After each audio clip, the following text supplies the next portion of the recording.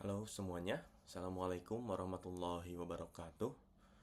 Bertemu lagi di MK Teknologi Open Source dan Terbaru. Sebelum mulai, mari kita pause video ini dan berdoa menurut agama dan kepercayaan masing-masing. Berdoa dipersilakan. Selesai?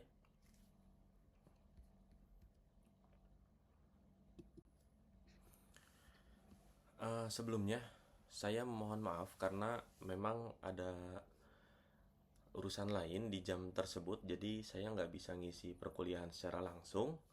Makanya perkuliahan minggu kedua ini saya siapkan secara asinkronus. Nah, setelah pertemuan kemarin kita bahas mengenai sejarah open source yang bermula dari paket source code yang bersama dengan software dan hardware-nya. Lalu mulai adanya penutupan source code alias mulai proprietary software. Lalu mulai ada gerakan Free Software Foundation atau FSF. Lalu lahir Open Source Initiative atau OSI yang akhirnya mulai tumbuh komunitas open source ini. Kita juga sudah bahas filosofi, prinsip, dan nilai-nilai etika dalam open source beserta tantangan yang dihadapi. Kali ini kita perdalam bahasannya yaitu mengenai lisensi open source dan etika. Nah, tujuan pembelajaran minggu kedua ini dengan topik lisensi open source dan etika adalah yang pertama, mahasiswa mampu membedakan berbagai jenis lisensi open source, misal GPL, MIT, Apache, BSD, dan sebagainya. Lalu, mahasiswa juga mampu memahami aspek legal, hak, dan kewajiban pengguna serta pengembang perangkat lunak open source. Dan terakhir, mahasiswa mampu menjelaskan pentingnya etika dalam penggunaan dan kontribusi open source. Nah, lisensi dalam open source ini merupakan nyawa. Ini yang penting. Kenapa penting? Karena pertama, lisensi open source itu merupakan perlindungan hak cipta bagi pengembang software. Setiap kode yang kalian tulis itu tetap memiliki hak cipta.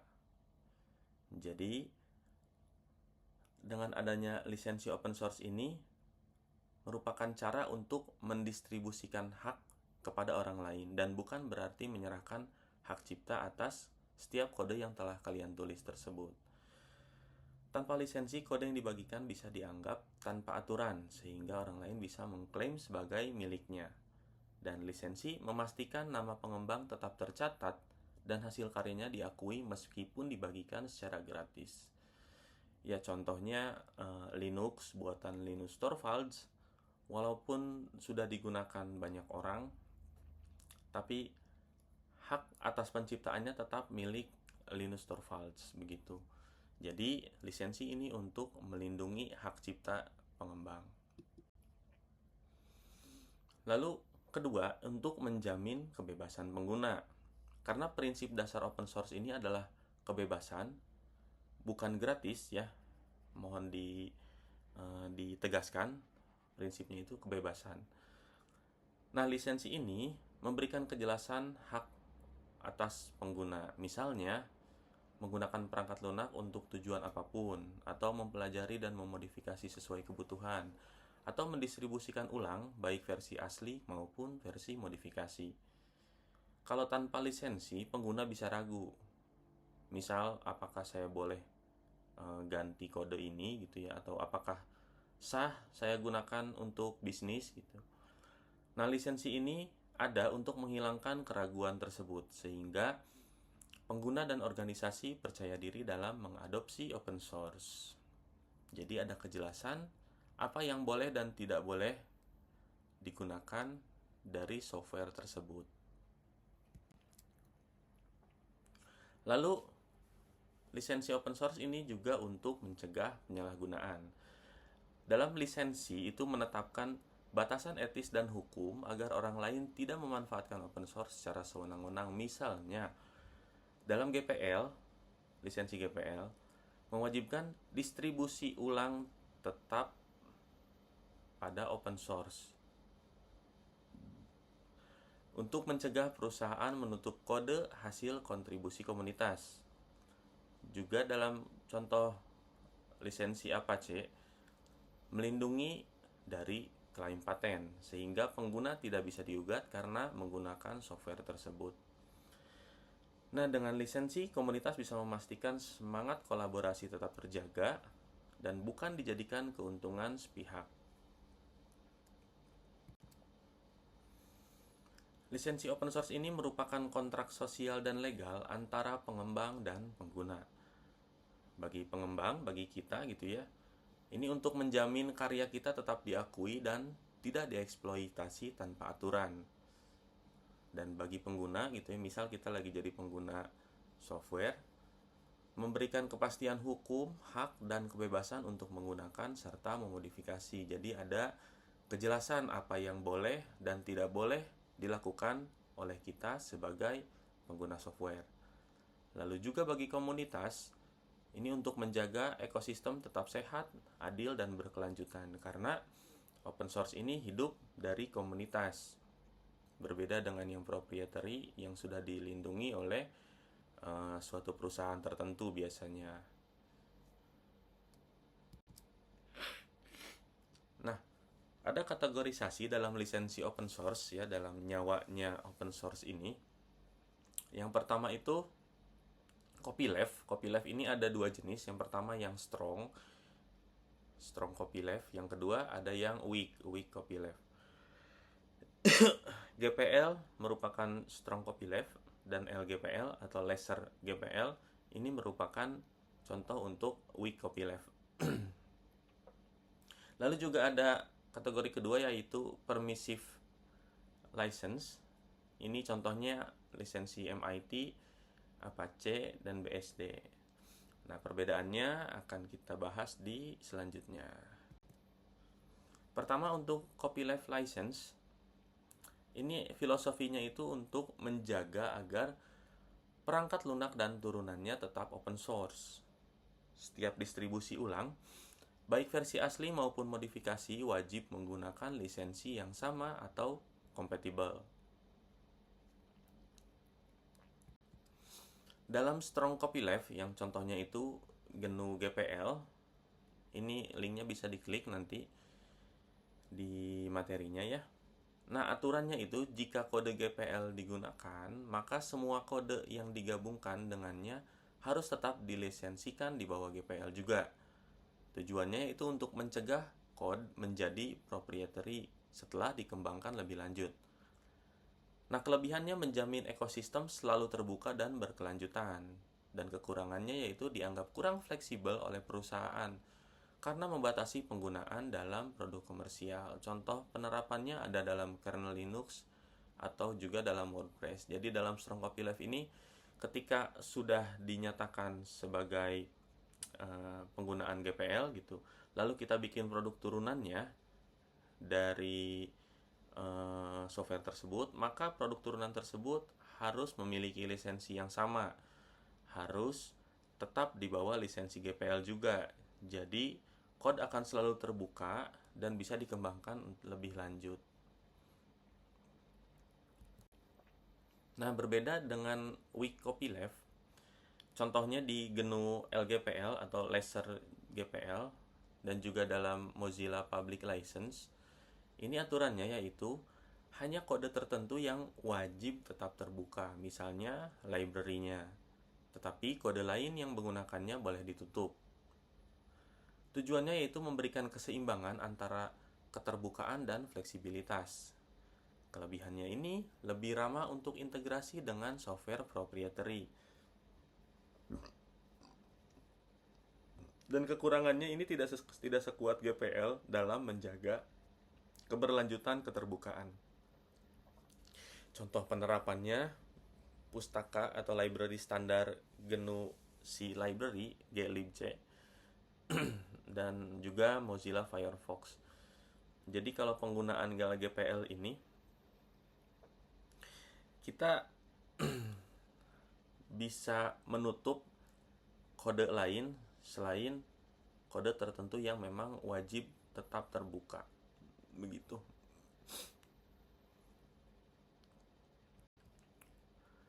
Lalu lanjut ke pembahasan yang permissive license. Filosofinya yaitu untuk memberikan kebebasan maksimal kepada pengguna dan pengembang. Jadi, kode bisa digunakan, dimodifikasi, bahkan dijadikan software proprietary tanpa kewajiban membuka ulang kode sumber. Contohnya yang pertama MIT license. Kalau mau dilihat isi lisensi MIT bisa diklik di link tersebut. Ini isinya sangat sederhana, cuma beberapa paragraf. Dan isinya itu mengizinkan penggunaan yang bebas termasuk penggunaan untuk komersil. Penggunaan MIT license ini hanya mensyaratkan atribusi, yaitu menyebutkan nama pencipta asli dari software tersebut. Kelebihannya, fleksibilitasnya tinggi, populer di kalangan startup dan proyek open source. Contoh penerapannya di jQuery, Rails, dan React.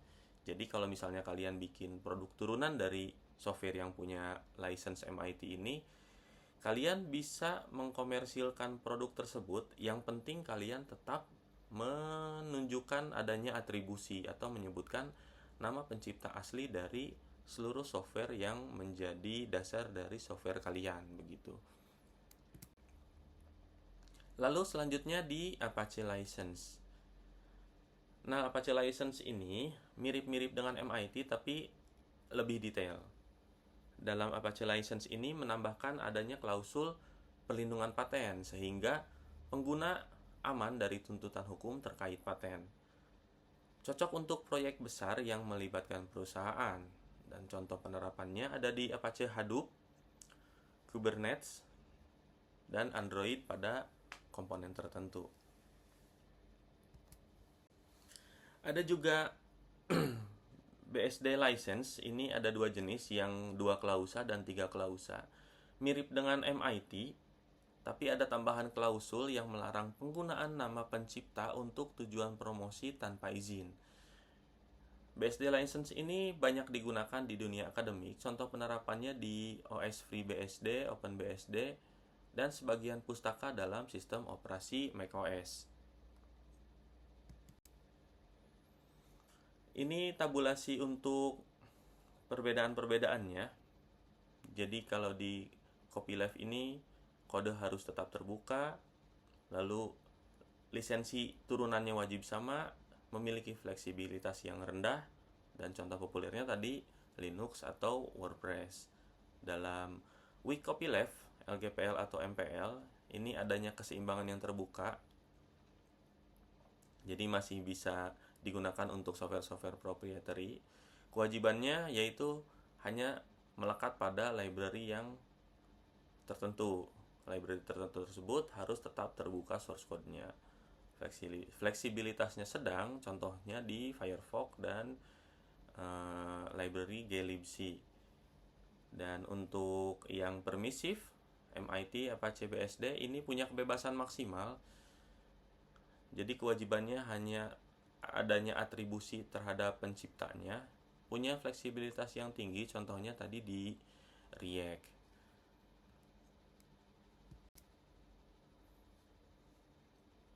Nah, ini untuk rangkumannya. Jadi copyleft ini melindungi keterbukaan jangka panjang, cocok untuk komunitas yang idealis. Dan untuk permissive ini memudahkan adopsi untuk industri, cocok untuk proyek yang ingin cepat diintegrasikan. Pemilihan lisensi ini sangat strategis karena pertama mempengaruhi arah ekosistem. Apakah memang ingin selalu tetap terbuka? Kalau gitu kan harus yang stroke copyleft gitu ya, atau memang mau adanya penutupan dan penarikan profit gitu ya dari software kita gitu. Makanya perlu ada keputusan yang tepat dalam pemilihan lisensi.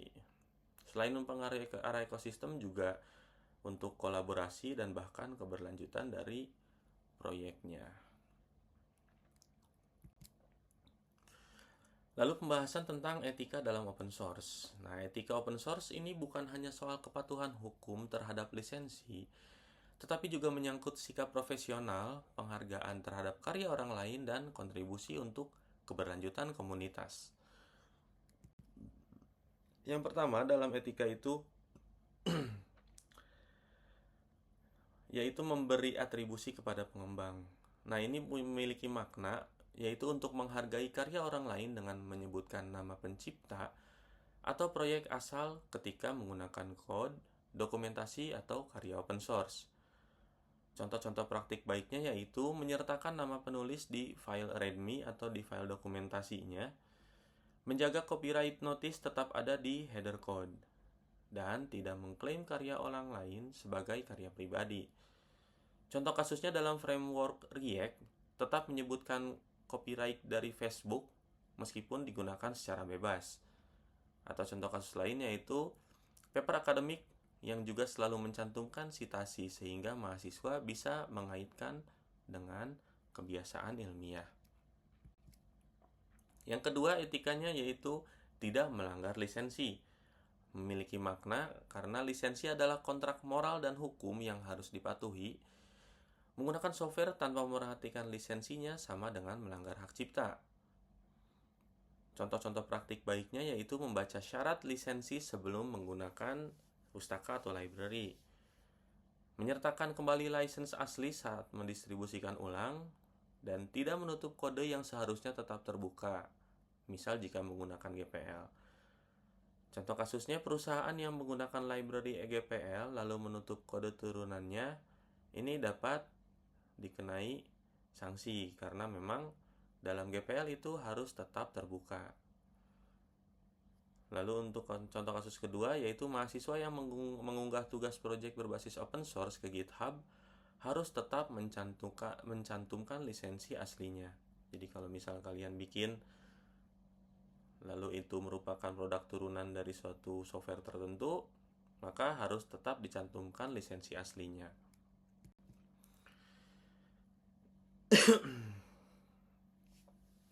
Lalu kontribusi balik ke komunitas memiliki makna karena budaya open source adalah gotong royong, ya karena kita mendapat manfaat, jadi kita juga perlu memberikan manfaat untuk komunitas. Bentuk kontribusinya, misal dalam code memperbaiki bug atau menambah fitur, lalu misal dalam dokumentasi memperjelas instruksi atau menambahkan tutorial, lalu misal dalam pelaporan bug melaporkan masalah dengan deskripsi yang jelas, atau kontribusi lain yang non-teknis, misal kita bisa bantu dalam desain logo, promosi, pendanaan, atau donasi. Contoh kasusnya, banyak mahasiswa yang pertama kali belajar kontribusi melalui Hacktoberfest. Ini cukup dengan memperbaiki dokumentasi di GitHub. Jadi misalnya kalian nggak punya kemampuan teknisnya, ya kalian juga bisa berkontribusi dengan cara memperbaiki dokumentasi atau yang non teknis tadi gitu ya, desain dan promosi atau pendanaan gitu. Dan contoh kasus lainnya itu Ubuntu yang berkembang pesat karena banyak sukarelawan yang berkontribusi dalam community support dan translationnya. Nah, salah satu bentuknya juga ada translation gitu ya. Kalau misalnya kalian mau kontribusi di aplikasi yang berbahasa Inggris, kalian bisa bikin paket translasi ke dalam bahasa Indonesia supaya pengguna di Indonesia bisa mudah menggunakannya. Ini juga salah satu bentuk kontribusi ke komunitas. Lalu transparansi dan akuntabilitas memiliki makna keterbukaan bukan hanya soal kode, tapi juga soal cara berkomunikasi, pengambilan keputusan, dan pengakuan kontribusi. Contoh-contoh praktik baiknya yaitu menggunakan version control atau Git gitu ya, atau version control lain gitu, untuk mencatat semua perubahan. Diskusi dilakukan di forum publik, adanya isu tracker atau mailing list, dan memberikan kredit secara adil kepada kontributor. Contoh kasusnya dalam proyek Linux kernel, setiap kontribusi tercatat dengan jelas siapa yang menulis, siapa yang mereview, dan siapa yang menggabungkan kode ke master.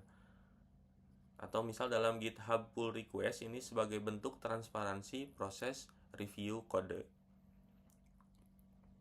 Gitu. Jadi dalam open source kalian perlu adanya transparansi dan akuntabilitas ini. Paling mudah ya kalian gunakan version control Git gitu ya. Bisa di GitHub, GitLab, atau Bitbucket, atau lain-lain gitu. Jadi semua perubahan itu tercatat, kalaupun ada masalah itu bisa diregistrasi masalahnya dan dijadikan pembahasan bersama dengan kontributor lain, begitu.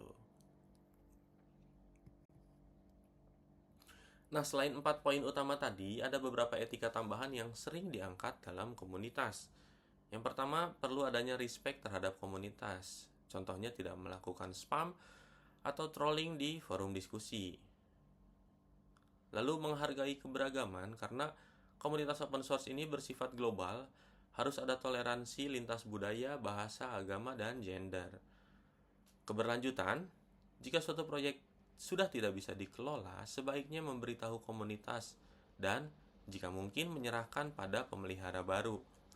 Dan juga integritas akademik, jangan sekedar copy paste code tanpa memahami, apalagi untuk laporan atau publikasi ini bahaya banget. Nah, etika open source ini merupakan kombinasi kepatuhan hukum dan tanggung jawab moral. Jadi adanya kepatuhan terhadap hukum juga seimbang dengan tanggung jawab moral kita. Dengan mengikuti etika, kita menjaga ekosistem open source untuk tetap sehat, produktif, dan berkelanjutan. Bagi kita mahasiswa, belajar etika ini juga untuk menyiapkan kita dalam profesionalisme kerja di dunia industri digital. Nah, kita ke contoh studi kasus yang pertama. Misal WordPress theme, gitu ya, tema WordPress yang nggak ada atribusinya. Karena WordPress ini pakai lisensi GPL, mengizinkan siapapun membuat dan mendistribusikan tema. Lalu ada desainer tema yang menghapus informasi, biasanya kan ada ya di footer gitu ya, di bawah theme by siapa gitu. Nah, ini informasi ini dihapus lalu diklaim sebagai karya pribadi. Nah, ada pelanggaran etika di sini karena tidak memberi atribusi ke pembuat aslinya. Juga bahkan kalau misalnya dijual gitu ya, ini menjual ulang karya tanpa mengakui kontribusi awal. Dampaknya yaitu komunitas WordPress melakukan naming dan shaming akhirnya gitu ya, dan desainer juga kehilangan reputasi di komunitas. Pelajaran yang bisa kita ambil, kita perlu menghargai karya orang lain ya untuk menjaga reputasi diri gitu ya. Di dunia profesional, reputasi ini jauh lebih berharga daripada keuntungan sesaat yang bisa kita dapatkan gitu. Lalu di contoh kasus kedua, copy paste kode dari GitHub gitu ya. Misal seorang mahasiswa ditugaskan bikin program tertentu gitu, lalu ngambil kode dari GitHub untuk tugas tersebut karena memang udah ada, dan kode tersebut diambil tanpa menyebutkan sumber dan mengklaim itu sebagai hasil karyanya sendiri. Nah, ini jelas ada pelanggaran etika karena melanggar integritas akademik, ya plagiarisme ya. Juga tidak memberikan atribusi sesuai lisensi. Ini tidak boleh. Jadi pelajarannya, open source ini bukan berarti bebas tanpa aturan gitu ya. Tetap ada aturan yang harus kita pedomani, kita jalani gitu. Dan dalam akademik maupun industri, plagiarisme ini adalah pelanggaran yang serius. Jadi jangan coba-coba melakukan itu begitu. Nah, sekian yang bisa saya sampaikan untuk pertemuan hari ini. Kalau memang ada pertanyaan, bisa kalian sampaikan di forum GCR. Nah, lalu ada tugas untuk minggu kedua ini. Ya, ini merupakan tugas individu. Jadi ada 3 yang ditugaskan. Yang pertama, analisis lisensi. Lalu kedua, studi kasus. Yang ketiga, refleksi pribadi. Nah, dalam analisis lisensi ini, kalian perlu cari satu lisensi open source, misalnya GPL, MIT, Apache, BSD, MPL, itu bebas lah itu ya. Nanti kalian jelaskan secara ringkas yang pertama karakteristik dari lisensi tersebut, lalu hak yang diberikan kepada pengguna itu apa aja, lalu kewajiban-kewajiban yang harus dipenuhi pengguna, dan yang keempat yaitu contoh software terkenal yang menggunakan lisensi tersebut.